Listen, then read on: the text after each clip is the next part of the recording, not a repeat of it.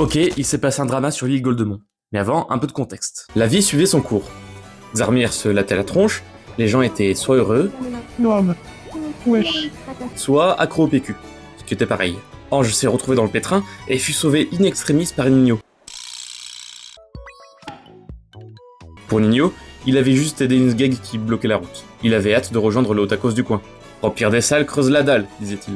Pour Ange, c'était fini. Ce parfait inconnu est l'amour de ma vie, disait-elle. Puis vint Mélissa.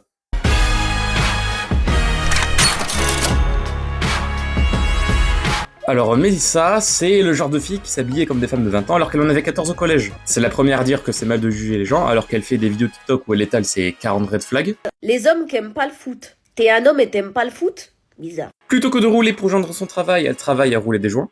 Et attention, âme sensible, elle est abonnée à Nasdaq. Enfin du moins elle était. Se désabonner lui a ouvert les yeux et elle a entamé une retraite spirituelle sur une île. Bien sûr l'île, c'est Goldemont, autant dire que la rechute va être brutale. Tout le monde parle de l'album du N, elle comprend que 2 + 2 font 3, et se dirige à la rencontre de Nino.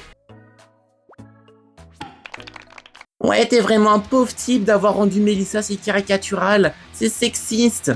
Ah bah c'est sûr que Xarmir et Nino c'est des lumières, c'est sûr que Nino n'est pas du tout caricatural aussi.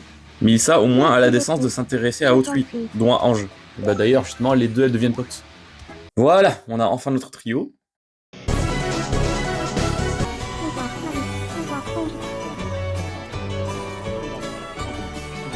Essaie de deviner qui j'imite. Annie. C'est toi. Pas mal, hein.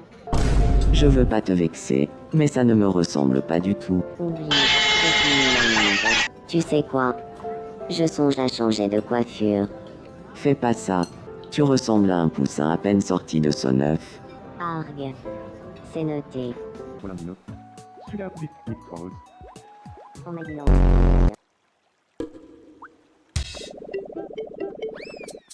Avant de finir cette vidéo, regardons un petit peu Marie. C'est la seule qui a eu des discussions réellement profondes pour l'instant sur l'île.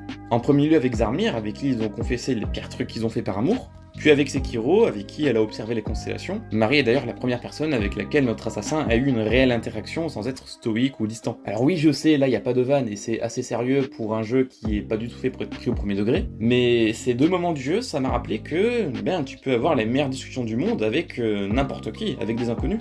Parfois une bonne interaction ou même une bonne discussion de quelques minutes avec des gens que tu croises comme ça dans la rue par hasard, et ça peut refaire une journée.